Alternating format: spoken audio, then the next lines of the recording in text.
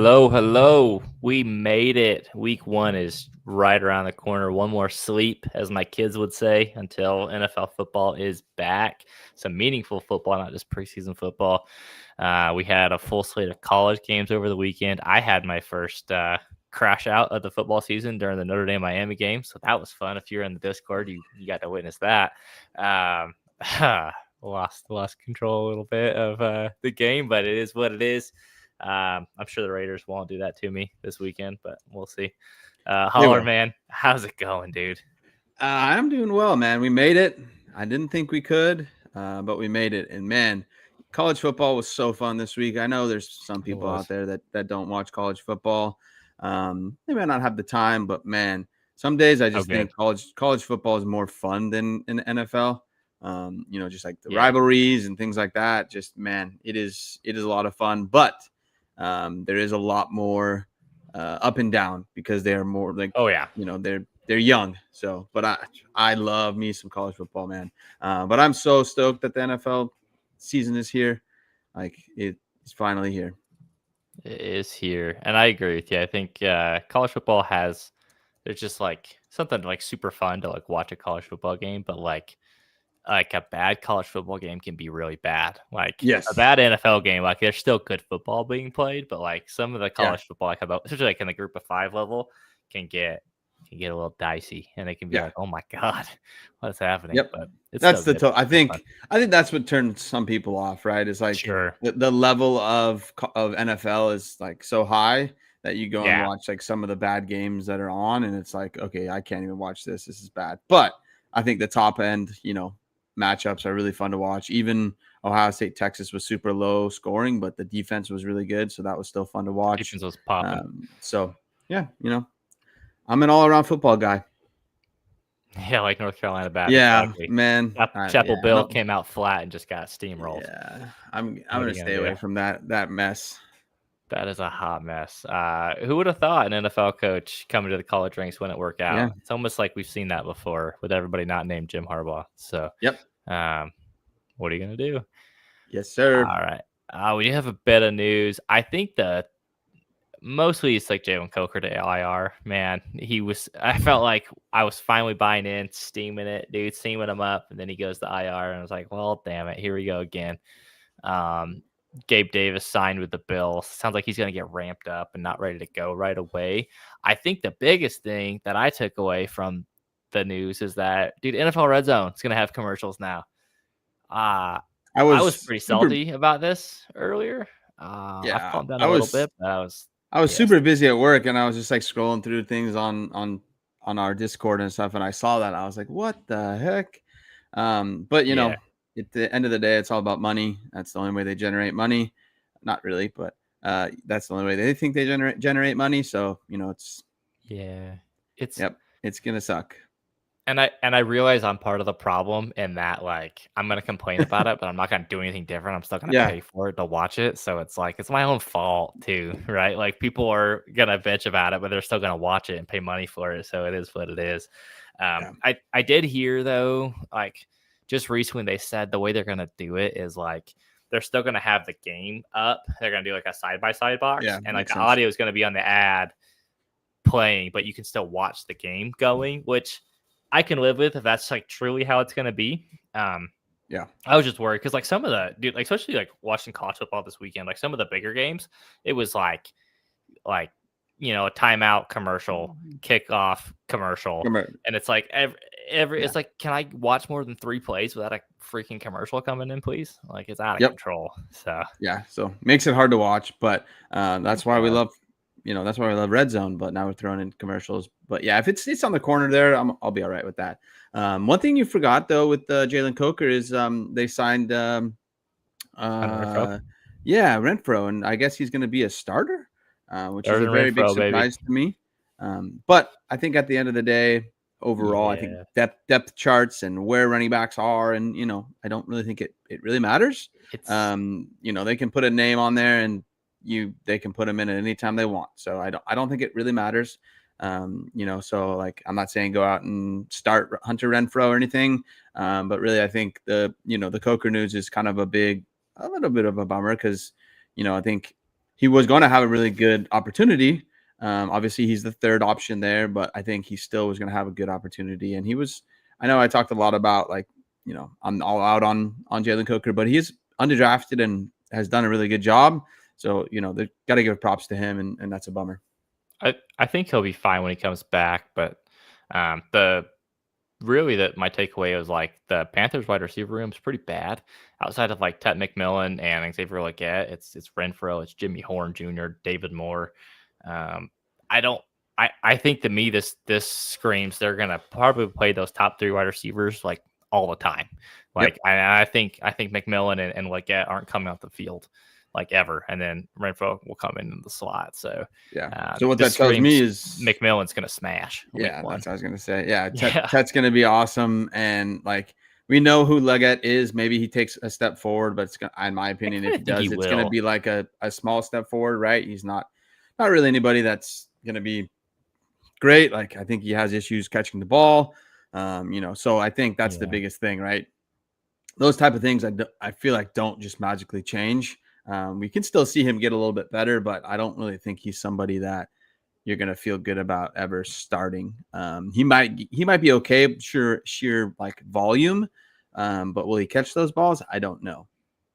That's fair. I think he'll be all right. Chuba Hubbard, I think he's going to get a healthy dose. Yeah, Chuba for sure. I think Rico Dowdle might get some more work than people probably want. I think they're going to run the ball quite a bit. But I think Bryce Young's going to be good. All the news and the narratives out of camp is that he looks better. We'll see. We get to see this weekend. So I hope they get him some more wide receivers, though. Like, moving forward, that should be their priority. I think so. I think they're working on it. I mean, they spent their last 2 first-round picks on wide receivers. So I think they're working on it. I mean, Legette probably wasn't the best option, but it is what it is. So they might get someone next year too. All right. Let's hop into real quick. Go for it. I was going to drop in a trade that I made today. Oh. I am a contender, so I moved Chris Godwin at first, a 26 first and a 26 second for Terry McLaurin. Oh shit, I'm going to forget the other guy. DK, wasn't it? Yeah, DK and Terry McLaurin. Thank you. So that made my team super deep. So if I have any injuries, I'm set. I like that. I've got, my team's super deep. I'm struggling to figure out who I want to start, but I think overall, like Chris Godwin is a good spot, like a good player to like add to a first, maybe to get a better player, because we don't know exactly when he's going to come back. And I think Egbuka is going to be very, very good this year. So I think Chris Godwin's going to be, maybe the odd man out a little bit. Because I think Egbuka is going to take a step forward, and Chris Godwin has been out for so long that I think it's going to be a little bit rough. So I think, if you can, if you're not a contender at all, maybe Chris Godwin is a guy that maybe you can go out and buy, and trade some of your assets and get, Godwin and a pick. On the flip side, if you have Godwin, go out and try to grab somebody. I think, today and tomorrow are really good times to kind of finalize that before we get any more hype. So if you looking to bolster your rosters, do some trades tonight and tomorrow before the games start. Yeah, there's a couple of guys that I think the hype train's out of control on already, like Egbuka. I don't think you're getting him anywhere unless you want to just pay through the nose for him. Yep. But I think the DK Metcalf one's I like that. And McLaurin now he's got a contract. I like that a lot. I mean, if you want to look at it as like a late 1 for DK and then Godwin and a late 2 for McLaurin, I think that makes sense, right? Like, and like you said, I think Godwin and Mike Evans are both older. Godwin's come back from injury. There's reason to believe that one or if not both of them kind of get phased out over the next year or two, and so you're kind of moving off that asset for a couple. And I know McMillan's like not the greatest, but he's young and solid, right? I know he's going to be out for a while, and so I think they could. So I think they could move on from both. I don't know the contract situation, but I know Mike Evans is older and may retire soon. But Godwin, I don't know if they recently signed him or not, but I think he could maybe be moving on as well. Extension. So I just think, maybe Egbuka's number 1, Godwin, once Mike Evans moves on, Egbuka's number 1, and then Godwin, still going to be like a role play kind of guy. So Evans is a unrestricted free agent at the end of this year, so yeah, I think so he's going to be the one that goes. Like, I know Godwin signed that big he signed it. contract in the Okay. offseason. So he's going to be there. Let's see. I just pulled it up. But yeah, that's kind of where my thinking was, is like today, tomorrow, if you got the time, try to make those final trades, right, to bolster your roster before some of the first week players kind of skyrocket in value when they have a good week, or vice versa. If they have a bad week, there's another way to go out and, bolster your roster some more. I agree 100%. All right. So let's hop into our week 1 preview. So just to kind of give the listeners a little bit of like context for how we're going to kind of tackle this. It's a little bit different from last year where we kind of I'll try to go quickly through all the games. The way we want to do it this week or this year is we're going to highlight kind of the game of the week, and we're going to kind of hit that one a little bit with kind of going through the rosters of kind of like starts and maybe some like flexes or, sits. We each have our own starts and sits of the week for quarterbacks, running backs, wide receivers, tight ends. We also have some DFS plays, some over-under props if you're into that sort of thing, which kind of also goes into like, it relates to whether or not you want to put them in your lineup, I think. And then we have a couple like college players we're going to highlight at the end just to kind of, for you dynasty players and Devy players out there, some names to keep an eye on for upcoming next year. That said, let's hop into our game of the week. I think we're going to go with the Ravens and the Bills this week. It's Sunday Night Football. I think it's the highest over/under on the weekend of games. It's a rematch of the divisional round that the Bills won before they lost to the Chiefs in the AFC conference game. Just high-level thoughts. What are your thoughts on the Ravens-Bills game this weekend?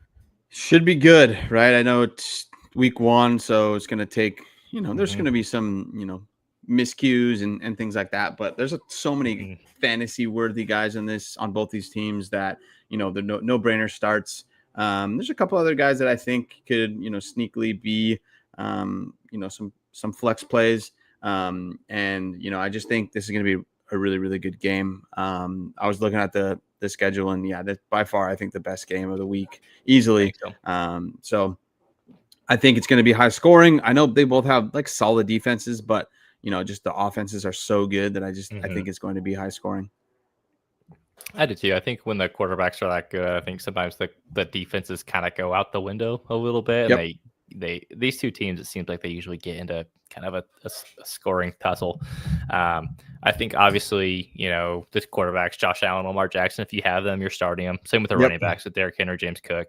I threw Zay Flowers in there as well because I think based on where he is being drafted and redraft and kind of how he's viewed in dynasty circles, you probably have to play him. So I threw him in the start list. Where it gets interesting is like on the flexes. Oh, go ahead. Yeah, I was just going to say, I know Zay Flowers isn't like, especially I've talked about it before, gadget guy or whatever, but I still think they like to get him the ball, right? So I think, at the end of the day, he's kind of like a no-brainer start unless you have a super deep wide receiver core, right? So redraft, you're starting him. Dynasty, you're most likely starting him as well unless you have a super deep, receiving core. And, even if you do, I think you got to get him in there in your flex, right? Week 1, I think they're going to get him the ball. So like, outside of those 5 guys, like I think those are all no-brainers. And then the next tier of these 3 that you're going to talk about are flex guys.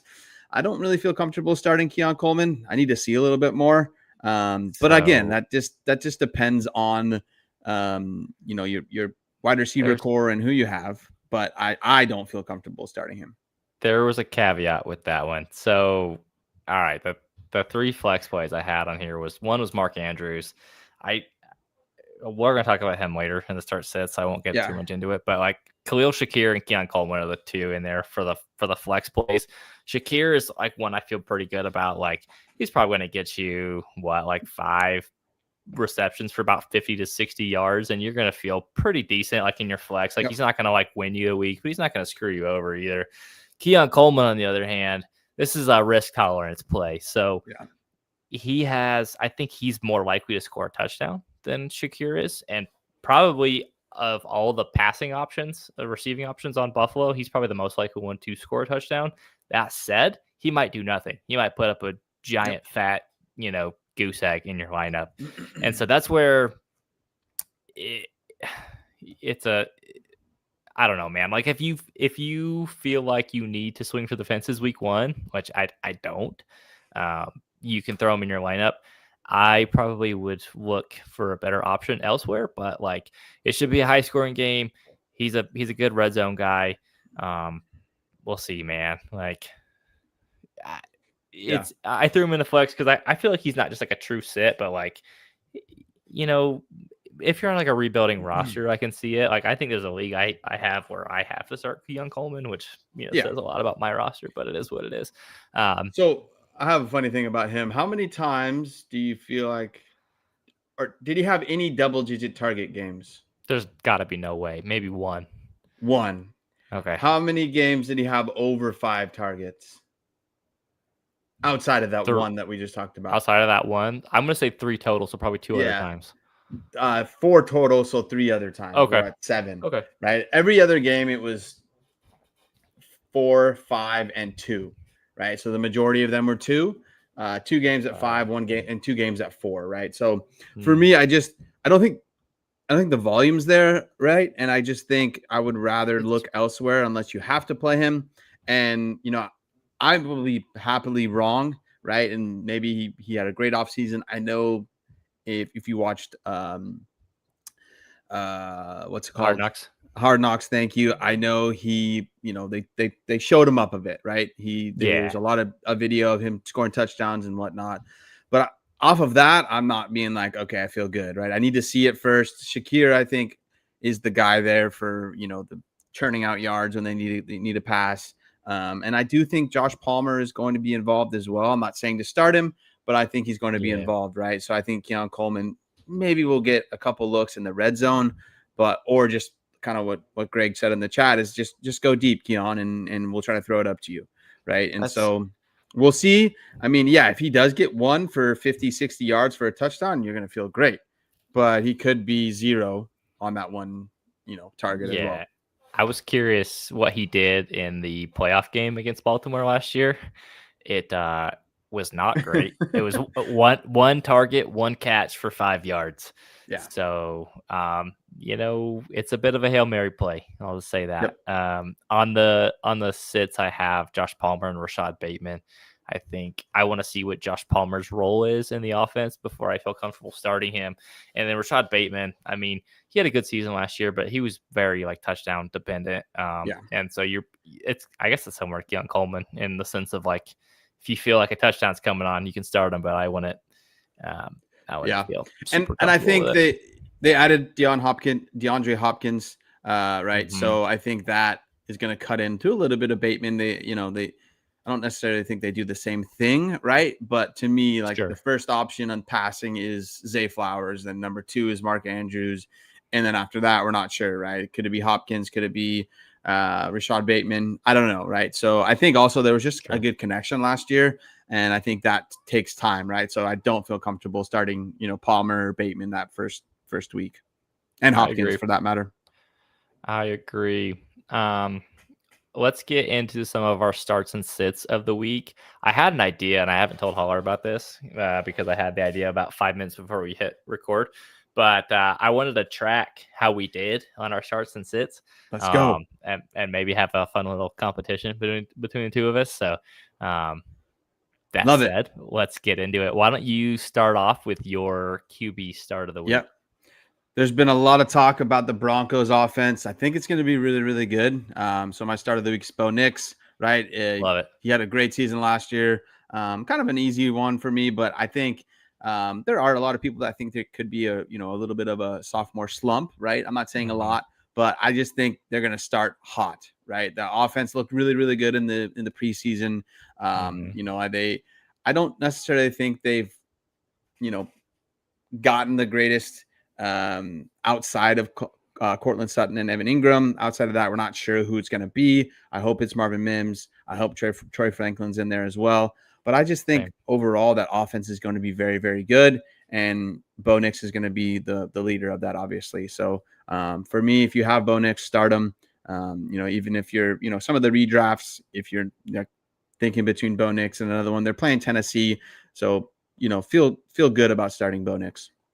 Yeah, I like Bo Nix a lot. I think I have him statted out as my 12th best quarterback on the week, which is pretty solid. I think Tennessee's nothing to be, scared about. Like their defense doesn't really. I think the offensive line in Denver is so much better than Tennessee's defensive line. They should be able to bully them around. We'll see how Bo Nix does. Yeah, and The only concern is that they get up big and yeah. don't have to throw. I think that's really the only concern I have with Bo Nix, but I love the call. I'm starting Bo Nix pretty much everywhere I have him. Oh, yeah. All right. My QB start of the week is Baker Mayfield. Tampa Bay is playing the Falcons this week. This is the second highest over-under of the weekend. He threw 3 passing touchdowns in both games against Atlanta last year.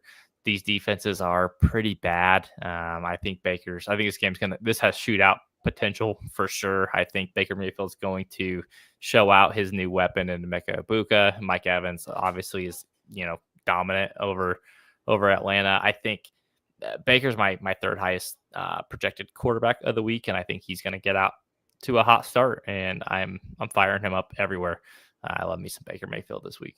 Yeah, he was on my mind when I was thinking about starts and sits, so good call. And I just think overall, like, you're going to feel really good about starting him throughout the whole year, right? I think so too. That offense is going to be good. Their defense is mediocre, right? So they're going to have to pass a lot, run the ball a lot too. They're going to have to score, right? And I think, Bucky's going to be really good, but I just think, Baker has really good players to throw the ball to. They're going to do that a lot. Mm-hmm. Yeah, I think there's a little bit of concern about Baker Mayfield like losing Liam Cohen, but I think the offense is still going to be the same. No. They hired within the team, and I think it's much to do about nothing. Yep. All right, hit me with your running back of the week. DeAndre Swift. I know a couple of weeks ago I talked about how I didn't like him very much this year, but I do like him this week, right? I think they're going to lean on him this week. And I just feel out of that offense, he's kind of the one guy that I know is going to get his touches. I think the wide receiving core and the tight ends are really dependent on if Caleb takes a step forward. And then again, there's 3-4 good wide receivers there, and we don't know who's going to get the ball, right? So I just feel confident with DeAndre Swift, and the people like the running backs behind him are not great as well. So I just know he's going to get the touches in the red zone. I know they're going to lean on him quite a bit. And also I think they're going to start with him to get Caleb in a good situation, right? So for me, I just feel really good about him churning out RB2 numbers. No, I agree. And I know they upgraded the offensive line. I think they got 3 new starters on the interior. So I know they're going to, Ben Johnson likes to run the ball to set up the play action pass. I think Detroit ran play action more than anyone else in the league last year with Jared Goff. I think that all starts with running the ball, right? So, and I think the biggest thing is that like everyone wanted to bury Swift all offseason, and they kept talking about like, oh, well, they're going to draft someone. And well, they didn't draft someone. They didn't. And then they, it was like, oh, Kyle Monangai, but then that's kind of phased out. And like, oh, Roschon Johnson's going to get all the goal line work. Well, they're not really hyping him up either. Like, there's no clear backup running back, which to me is like, okay, if DeAndre Swift has been a running back to his whole career, if for some reason they don't have an option behind him to take away his goal line work and he starts getting goal line work, man, he has a crazy high ceiling. Totally. Yeah, that's where I'm coming from. Is like outside of him, there's no one there to be scared at, right? I know Roschon Johnson took a little bit of goal line work last year, but really I don't think he's taken a step forward at all. And a new coaching staff is in there, so I just feel confident running with Swift. Roschon was pretty bad too at the goal line, so like it's not like he was particularly effective at it. Love the call there. My running back start of the week is Jaylen Warren for the Pittsburgh Steelers. The last 2 running backs in an Aaron Rodgers-led offense had over 70 targets each year, whether that was Breece Hall or Aaron Jones. Warren's a great pass catcher. He's their best pass blocker as well, which I think means he's going to get the third down work. He's a really sneaky RB2 that's being drafted and treated like an RB3. And I think I have him actually statted out as the 19th best running back this week. With projected for just under like 85-ish total yards. So I think it's a significant portion of that's going to come through the air, which if you're playing a PPR league, Those points add up fast. So I like him quite a bit. The Jets have a pretty good defensive line, so I think they could use Warren as like quick passing as kind of an extension of the run game. Love that. So, and yeah, they just got him. They just gave him a new contract, so you gotta show ownership why they spent all that money, right? So show their new weapon. I know they drafted Caleb Johnson, but I just we'll get to him in a minute. The talk has not been I'm not worried about him. I know maybe later on in the season, but I need to see it first. So yeah, give me fire up Warren. Yeah, 100%. All right. Emeka Egbuka for my wide receiver. He by far is one of the hottest fantasy names right now. So hot. Skyrocketing in value right now. If, like we talked about earlier, if you're trying to get him, you're not going to be able to unless you overpay, I think. But outside of that, I just think they're going to showcase him a bit, right? And I also think, new to the league, so defenses aren't exactly sure what how he's going to be, right? So I just think the offense is very, very good. Baker likes to throw the ball a lot, and what we talked about with Baker is I think that it's going to be a high scoring game. So there's going to be a lot of passing. I agree, and I think too, especially with Chris Godwin out the first month of the season, Egbuka can run a lot of his routes to the slot, which Baker loves to hit those slot guys. I think he loves the sleuths. Who doesn't love a slotty receiver, right? The slottier, the better. Mike Evans will take that pressure from the outside, and Egbuka can feast on the inside. And Egbuka, it feels like for whatever reason he was kind of the forgotten man in the Ohio State rotations, but he played with Garrett Wilson and Chris Olave and Marvin Harrison Jr. and Jeremiah Smith this past year. He was awesome, just consistently throughout all those guys. Everyone else kind of overshadowed him, but he's the all-time leading receiver in Ohio State history, which is crazy to think about because he played with some really good people. And I think I think a lot of people kind of overlooked him in the rookie draft season, right? Oh, he didn't get a great spot. They've got a lot of wide receivers there, but for me, I am one of them as well. I kind of overlooked him, but I wish I would have thought about it a little bit more and been no, that doesn't matter. He's a really good player. He's going to once he gets into camp, they see what he can do. They're going to be okay, we have to get this guy on the field. And, everything panned out correct, right? They, a couple injuries, but I also think even if those guys didn't get injured, it's going to be hard to keep them off the field. Yeah. And I feel like it's kind of like the Brock Bowers and Malik Neighbors situation from last year, where it was we were super high on him pre-draft. He didn't get the best landing spot, and we kind of talked ourselves, pushing him down the board. And it's at what point do we learn and just take the good players? We'll never learn. I promise. You know what I mean? We will. We'll do the same thing next year. Yeah, I think about this stuff daily, and I'll never learn. Right? It's just that's a bad landing spot. I'll pick somebody else, and it's no, you got to just, if the player's good, take the player. You just out galaxy brain yourself. Yeah. All right. This next guy, I've been hyping him up lately quite a bit. It's Jaylen Waddle, wide receiver for the Miami Dolphins. I think I've been saying for a long time, him and Tyreek Hill should be flopped, in their wide receiver room rankings. Jaylen Waddle supposedly was one of the best wide receivers in camp. Tyreek Hill's been out. He's dealing with an oblique injury. He's also going on his Antonio Brown impression. The Dolphins Colts in a dome, questionable secondaries. This has shootout potential. I think Jaylen Waddle he's down. I was just pulling up Fantasy Pros, their week 1 rankings. He's down at wide receiver 26. I have him statted out as a top 10 wide receiver. I think he is going to smash this week. I think he's just an awesome player. I think he could get a touchdown. I think he could probably go for 6-7 touches and over 100 yards. I just think he has the potential to just destroy Indianapolis. Their secondary doesn't scare me.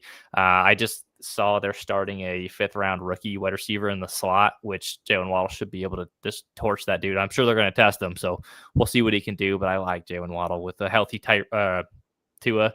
I like Jaylen Waddle a lot this week. Love the call. Yeah, I mean, we already knew kind of about Tyreek, but he's on the injury list. Oblique and a calf, so I'm sure he'll play, but I think Jaylen Waddle is going to be the number 1 guy there. And, he gets a great matchup. That's a great matchup, and he's so talented, right? And like he's healthy. When he's healthy, he's awesome. Yeah. The concern is always that he doesn't always stay on the field, but week one, if there's ever a time for him to do it, it's week Oh one, yeah. right? And when he sadly, starts. it's against the Colts, and I just think both those defenses, like you said, are not very good. So I Yeah.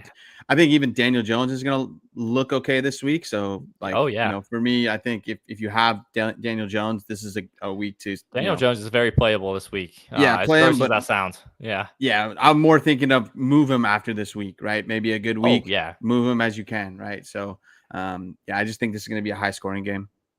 I agree. All right, give me your tight end. Yes, David Njoku.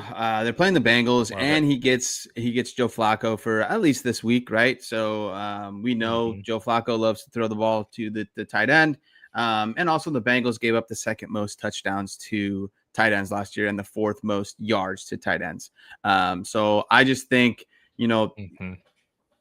feel confident he's going to get in the end zone. I know they have um, wide receivers that are okay. I just don't think much of them. So for me, I think Njoku is the top pass catcher there, and I think he's going to get a lot of targets, and I think he'll be used quite a bit in the red zone. So feel really good about Njoku starting this week. I love the Njoku call out. In his 2 games last year against Cincinnati, he went. First game was 10 receptions, 76 yards, and a touchdown. If you play in any kind of tight end premium league, that is an absolute bonkers stat line. Yeah. And then the other one was 8 catches, 66 yards, no touchdown. Still a good stat line.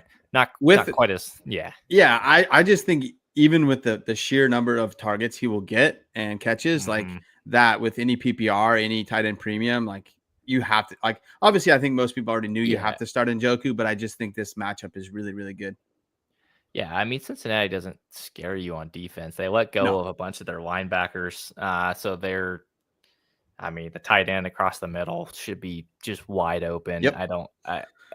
Their secondary doesn't scare me. Their defensive line, I don't think is going to get a ton of pressure on the O line either. So like Flacco should have time to sling the ball around, and he loves Njoku. So I like that. That's a good call. He has like tight end 1 on the week potential. Oh yeah, that's what I was thinking. Like I saw Yeah. Browns playing the Bengals. I was like, okay, definitely Njoku.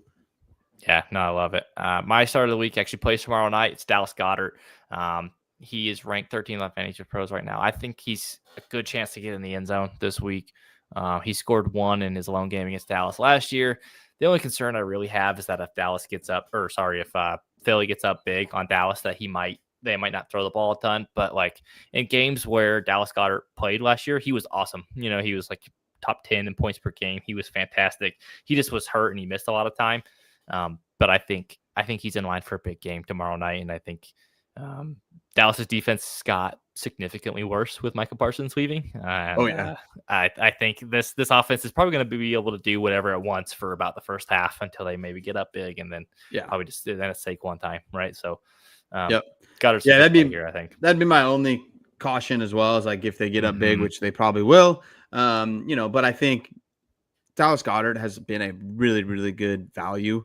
Across any startups, any redraft, right? Like he's been super low, and I just think people are a little worried with the injuries and his age. But I think he's going to be really good this year, as long as he stays healthy. He's kind of, to a lesser extent, but do you remember like Jordan Reed for the Commanders back in the day? Like, it was like when he's on the field and he's healthy, like you got to play him because he's awesome. And then he's gonna miss like 5 games, but like when he's on the field, dude, you throw him in your lineup and you feel good about it. So he's one of the 100%. Cheaper tight ends in dynasty startups and redraft all year. Like he was going like in the late teens in terms of tight ends, and I snatched him up everywhere because I know he's old, but like he's good, man. Like. Dallas Goedert's in for a good week, I think. Yes, sir. All right, so now we're gonna hit some of we hyped up some guys. Now let's throw some ice on some of these guys. Our quarterback sits of the week. I'll go first since you went first on the starts. My quarterback sit of the week is Justin Fields. The Jets just lost Elijah Vera Tucker. He's one of their best offensive linemen on the interior. He's a really good player. Sounds like he's gonna need season-ending surgery. Fields was on the Steelers last year, so they already kind of had an edge on the line of scrimmage. I think they know Justin Fields' tendencies, his strengths, weaknesses. They'll have a plan to limit his rushing.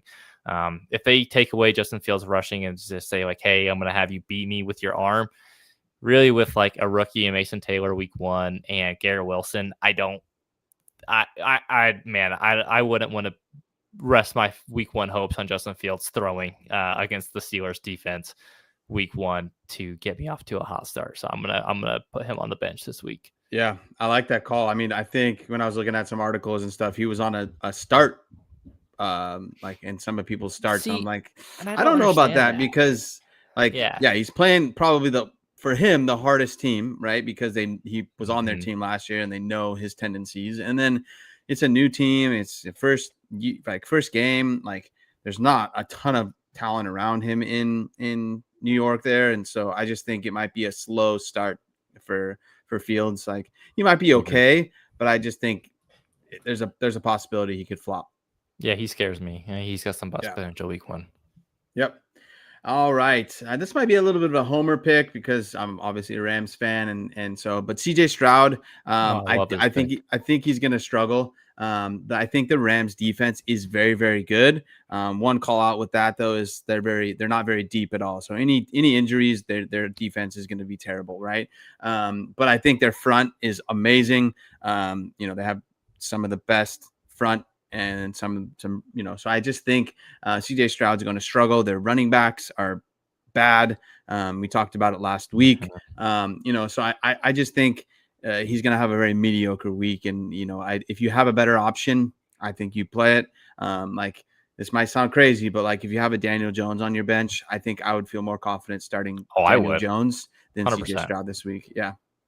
100% I would. Or like a Joe Flacco or honestly, so CJ Stroud is my second lowest projected quarterback of the week. I just think the Rams front 4 is just going to get after that offensive line, and I don't foresee. And Stroud, they have a bunch of new receivers they're breaking in outside of Nico Collins, right?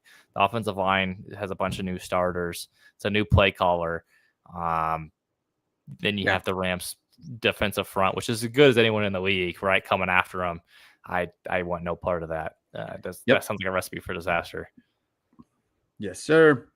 All right, let's hit running back.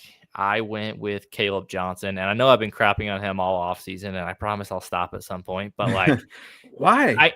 I think I feel like I want to call this one out specifically because of where he was going in both redrafts and dynasty rookie drafts and dynasty startups. People are probably going to want to play him, but like, he's third on the depth chart, and I know like season depth charts are kind of crappy, whatever. But like, he's playing behind Kenny Gainwell, dude. Like, I just hyped up Jaylen Warren, and I think if you can't beat out Kenny Gainwell, like, it's just not going to happen. I don't think he'll stop. I probably won't. Just leave him on your bench. Like, if this is, I'm sure Caleb Johnson will have his moments throughout the year. It's just not going to be this week. It's not going to be week 1. Leave him on your bench. Probably shouldn't have drafted him where you did, but that's probably over and done with at this point. But I'll let that go. But leave him on your bench this week, and later. Yeah. So for me, I'm with you there. Like, I don't think, I know we kind of talked about it with the Commanders in our Discord. Like, JCM, right? He is the 4th one. Like, so at the end of the day, I don't think it really matters where those running backs are. But I think here is, like, we know they love Jaylen Warren, that he is a really good pass catcher, really good pass blocker, right? Mm-hmm. And so I don't really think there's going to be that many opportunities for Caleb Johnson to get on the field, right? And so outside of if he's good or not, I just don't think he's created enough opportunity for him to be on the field or trust or whatever, right? So for me, it's kind of the same thing with my sit for the week. Is like, I have the Jags running backs as my sits, right? Because I don't know who's going to get the ball. Like, I understand it. It most likely will probably be ETN, but I don't feel good about that either, right? So I don't feel good about any of them. I have unfortunately a good amount of ETN, but I'm going to look elsewhere, right? Like, I don't know who's going to get the ball. I don't really know outside of if ETN breaks out for like a 30-yard touchdown. Like, I don't know what we're going to get, right? Are they going to bring in Tutin? Are they going to bring in Bigsby? Like who's going to play and when are they going to play? So for me, stay away from the Jags running backs, and you'll be happier. I agree, and it wouldn't shock me at all if the Jacks come out and the first series is ETN, and then the second series is Bigsby, and then Tootin comes out, and then all of a sudden you're at the end of the first quarter, and you're like, well, they all played like 6 snaps, like crap. And LaQuint Allen too. Like if he's active on game day, he's a great pass catcher. He's like their 2-minute drive back. So like, dude, I don't know, man. And for me, like. Exactly right. We called each 3, and then even LaQuint Allen. Like I think all 4 of them are going to play, right? So I think it's just going to depend on the game, depend on the snap. So I don't feel good about any of those guys. I need to see kind of the cadence of the game and kind of see how they're actually using the running backs in a non preseason game, and then I can readjust. But for this week, stay away from the Jags running backs. Love it. Love the call. Moving on to wide receiver sits of the week. I am going with Ricky Pearsall. So the Seattle-San Francisco game has one of the lowest over-unders at 43.5. So I don't think it's going to be particularly high scoring. Ricky Pearsall has gotten quite a bit of steam recently as like the top wide receiver. San Francisco, it just came out that Jauan Jennings should be playing this week. I think the thing for me is that Seattle has 2 very good corners in Tariq Woolen and Devin Witherspoon, and I think they're going to try to clamp down some of the receivers in San Francisco, and I think this offense is going to run through CMC and George Kittle for week 1. I think Pearsall is going to have good games. I think he's going to have good weeks. I don't feel confident starting him right away, at least not against Seattle secondary. I think their secondary is actually very good, and has the potential to shut down Ricky Pearsall. And I think any like NFC West game, it's gonna get ugly, dude. It's gonna be tough to start like outside of the top end guys. It's gonna be tough to start all those like a lot of those guys. So because I think it's just gonna be a battle. All the defenses in the NFC West are solid, right? There's not really anyone that is not good. So I just think it's gonna be tough to start a lot of those guys when you're playing the NFC West matchups. All right, mine is Deebo Samuel. Commanders are playing the Giants. So I know the Giants aren't the greatest defense, but last year Deebo was wide receiver 46 points in points per game. And I just think we saw it last year. I know he might have battled some injuries, but he just didn't look the same. I think age is catching up to him. Injuries are catching up to him. And for me, I think he's going to be a good kind of a decoy for the Commanders. I don't think he's going to be a good fantasy asset this year. So for me, sit him. And I think, for this year in general, I think the Commanders are going to be I know they don't really have a clear cut running back, but I just think they're going to run the ball between Daniels and the running backs that they have. And I think most of the pass catching is going to go to McLaurin and Ertz. So I think Deebo is going to be kind of that odd man out. And I think he's going to help their team just because you got to respect him. But I just don't think in terms of fantasy, he's not going to help. You hate him, but you will respect him. No, I think Deebo is. I like Deebo. I like to see him succeed. I don't know how well he fits this offense, and I think too. And I've been saying it a lot, but like Washington really exceeded expectations last year, and I think now that's like the expectation. I worry about kind of a second year kind of slump, so to speak, right? And some of these guys who were awesome as vets last year kind of take a step back. Then what happens to this offense? So I like the call there. I would fade Deebo too. But also the Giants aren't very good. Like there's a very good possibility they just run the ball a ton in this game and get out of there with a W and be on their happy way. So and I think Daniels is going to run the ball a lot this year, right? So he's going to have to. Yeah, exactly. So I just think there's other options there. So I think Deebo's kind of taking a step back even through last year. So there's a reason they the 49ers traded him, in my opinion.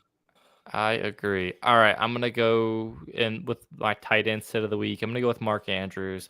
I know Isaiah Likely is out, and that helps Mark Andrews' cause quite a bit. I think the thing for me is just like I think Baltimore really likes to run the ball against Buffalo's defense, right? Like Buffalo kind of basically tries to challenge you into just like running against them. And with Baltimore and Lamar Jackson, Derrick Henry, they can say, okay, bet, let's do it. So I think if you're starting Mark Andrews, you're really hoping for a touchdown. And if he doesn't get that touchdown, like, man, you're in a bad spot, right? You're looking at like 4 catches for like 35 yards, and and maybe it's okay, but it's not killing you, but it's like hopefully there's something better you can start, right? Like, and now that I say this, he's going to score 2 touchdowns, but like, Well, I just, yeah. I just think at this point he's very touchdown dependent, right? He's not a guy 100%. that's going to get you a bunch of yards, right? He's kind of the polar opposite of Njoku, right? Njoku's kind of the main guy in Cleveland, and they don't really have a good running game, and so kind of flip flop that. And Mark Andrews is on a team that runs the ball first. They have a solid wide receiver, and so we saw it last year that Mark Andrews is so touchdown dependent, right? And I understand he's more of the top half of the tight ends, but I think you could find a better option this week. I agree. Yeah, it's kind of same thing here with Jake Ferguson. I think we've been hyping up the Dallas offense quite a bit. I think Dak Prescott will have a good season. Even Jake Ferguson will have a good season. I just don't think we're going to see it this week. I think the Eagles, obviously, they won the Super Bowl. They are one of the best teams in the league, and I don't think they're going to take a step back at all. And this Dallas defense sucks, so I think it's just going to be, the game should be over quickly. And then once that happens, like, it's really hard to really feel good about starting any of those guys outside of like CeeDee Lamb and Pickens, right? So if you have a better option, sit Jake Ferguson this week. Just bad matchup. Yeah, I agree. It's funny, we were talking about in the Discord earlier about, Dak, and I was like, man, I don't want anything to do with Dak this week. I think like between one of Ferguson, CeeDee Lamb, or George Pickens, one of those three will probably end up with a pretty decent stat line because they're just like hucking the ball a bunch.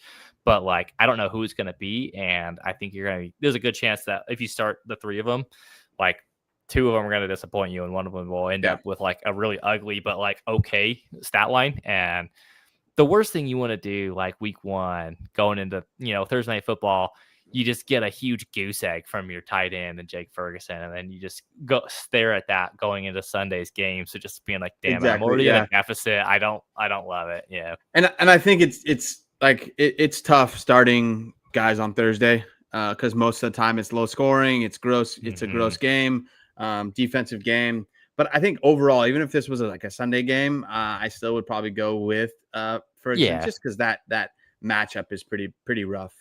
So I agree. All right, so I got some over/under props for you. Those are our starts and sits of the week.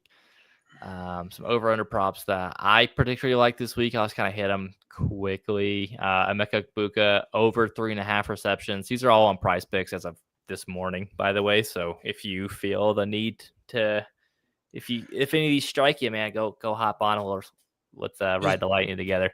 Just burn the money.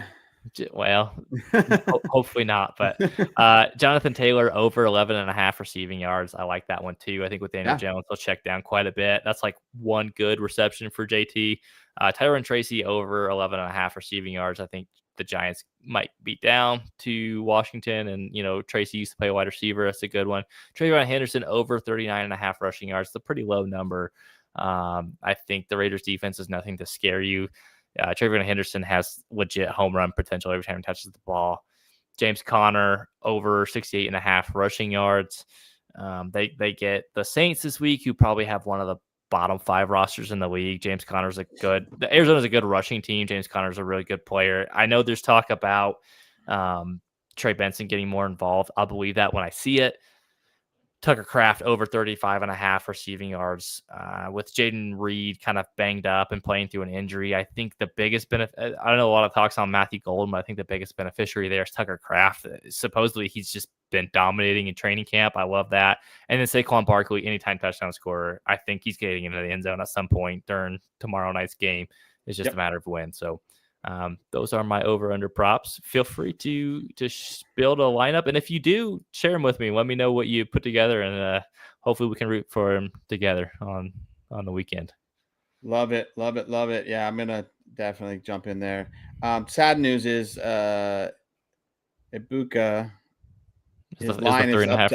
is up to 5. You can pick 3.5, but it's up to 5 is the line now.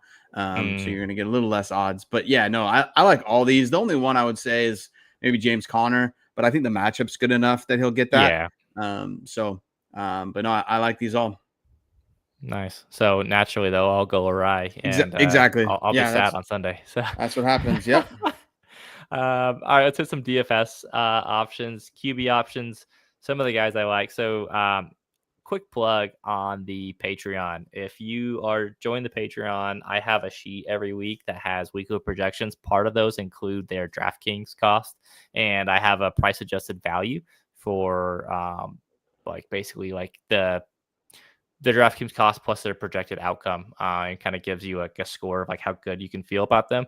Top quarterback options of the week: Trevor Lawrence. I think he's at 5,300 this week on DraftKings. I think he's a top play. I have a strong feeling that Jacksonville Carolina game might win someone $1 million in the Millie Maker.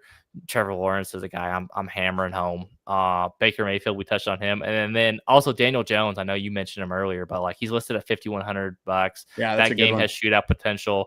Daniel Jones, as gross as it sounds, like he won a Millie Maker for someone last year on a bad Giants team. So like that's a decent one to play.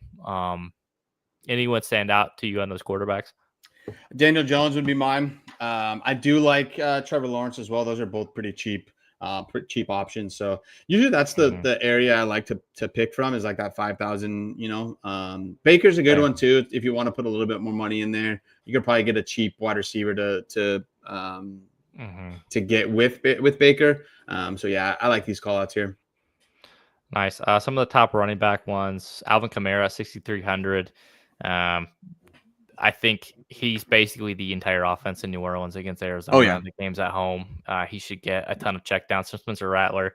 Bijan Robinson, he happens to be one of the higher priced running backs, but I think that comes for a good reason. I also think he's a good play because at 8K on DraftKings, I think a lot of people are going to shy away from him because of that price tag. And like he has the multi-touchdown games special in his bag. And then Austin Eckler is a cheap one at 4,800. I think he's the running back you actually want in Washington. And I love that one. I think he's going to smash this week. Yeah, I like to stay away from the 8,000, right? But Bijan is hard to like if you cheap out on a couple other areas. Like that one's an easy one to pay up for. And I love that Eckler call, right?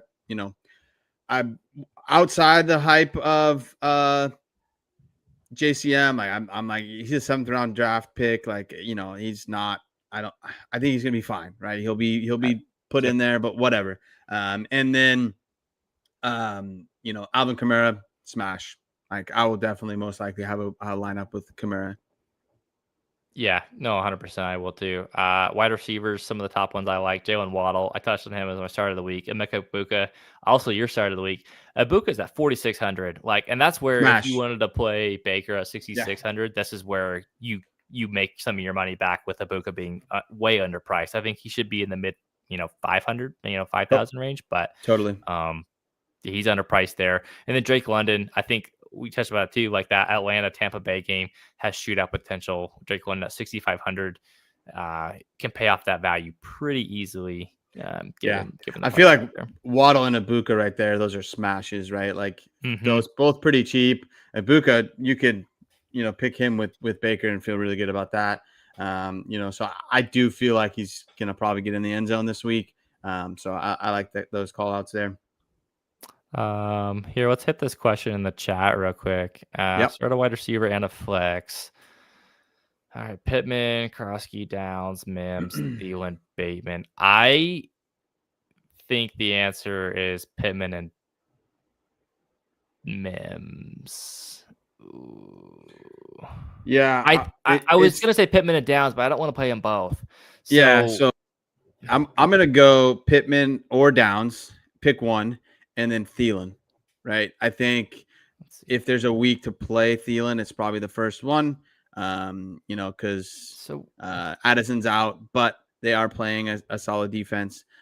So that one's tough outside of the the wide receiver, like I would pick Pittman or Downs, and in the flex, I can make an argument for Mims or Thielen. But you know what? I'm gonna go Mims, because I said Bo Nix and that offense should look really good. So Pittman and Yeah. Mims for me. I have Pittman and Downs within one, point within each other. So like I think it's kind of a pick your poison. I think Pittman is more likely to score a touchdown, which is why I leaned Pittman there. Yeah. The only thing I have against Adam Thielen is I know he's back in Minnesota, but like he basically has had like a week and a half to build rapport with JJ McCarthy. Like he hasn't played with McCarthy before. I'm a little nervous there. I know JCM Bill, as we like to call him, is the hype train's going there, but like I think he's got huge letdown potential. And then agreed on early in the show, like if he scores a touchdown, you're gonna feel good about it, but otherwise, like Bateman's that likely. So so process of elimination, Pittman or Downs, and then Mims. I think Pittman or Downs is kind of like a coin flip. And honestly, I don't love playing two players of the same team, but you could do that. Like if there was going to be a week, out of that group, Pittman and Downs for me are like way higher than the other people. So I'd be okay probably starting both those guys. Marvin Mims, though, I think if he actually plays like a full the whole game, like he's gonna do really well. And against like Tennessee, like he might house a kick, he might, take one to the house because So if you have any returning yards in your scoring at all, then it's Mims is the name for sure. But I mean, I sorry for not being exactly helpful, but I would say Pittman and Mims, or Pittman and Downs. Yeah, I think that's where I'm at too. I want to finish some of the tight ends on DraftKings. Sam Laporta is the top one at 5K. I think that Detroit, Minnesota, or Green Bay game, I think Laporta has a good chance to score. Britton Strange at 3,300. I think he pairs nicely with Trevor Lawrence. He's super cheap. We talked about that game being high scoring. And the Tucker Kraft at 4K, I think he's underpriced too, just because Jaden Reed is injured. But I would go Strange, right? So I probably would pair him with Trevor Lawrence. Like you got plenty of money. Like if you're doing that, you could probably go and pick Bijan as well. So it's funny you mentioned that, because in my Millie Maker lineup, that's exactly what I did. I had T-Law, Strange. I think I had Tet, Travis Hunter, and then I had Bijan on the back end with AJ as my running backs. So you can save a bunch of money, and we'll see what happens. Some college players to watch this week. Caller, do you want to hit on any of these guys? So what I was going to say, I think the game of the week for sure is Michigan, Oklahoma.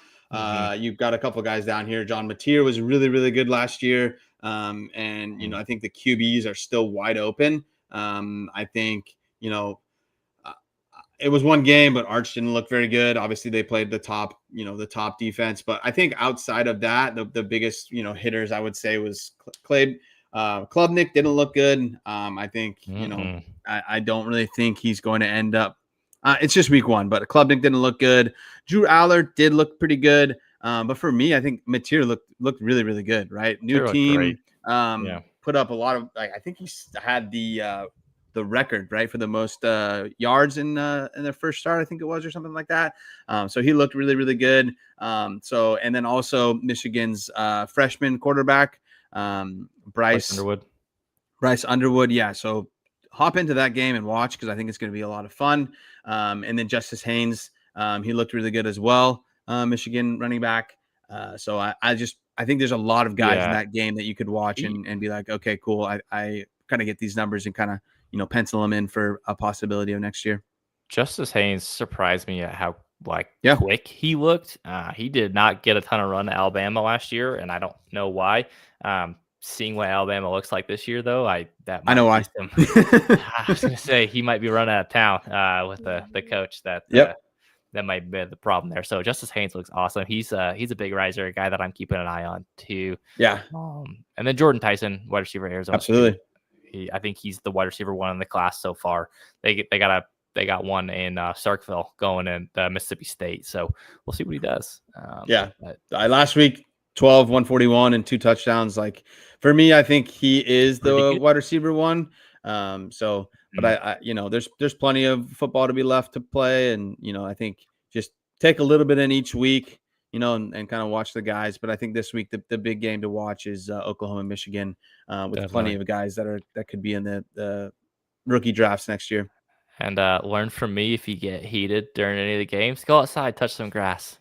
It's all gonna be okay. It's not life or death, man. It isn't. It isn't. All right. It is not. All righty. That'll do it for this week. Hopefully you liked our new format on the weekly previews. Let us know what you liked, didn't like. If there's any things you want us to kind of change, we can kind of tweak on stuff. But stick with us all year. We'll have some good stuff for you. And appreciate you stopping by. And we'll catch you on the next one. Peace out. Peace.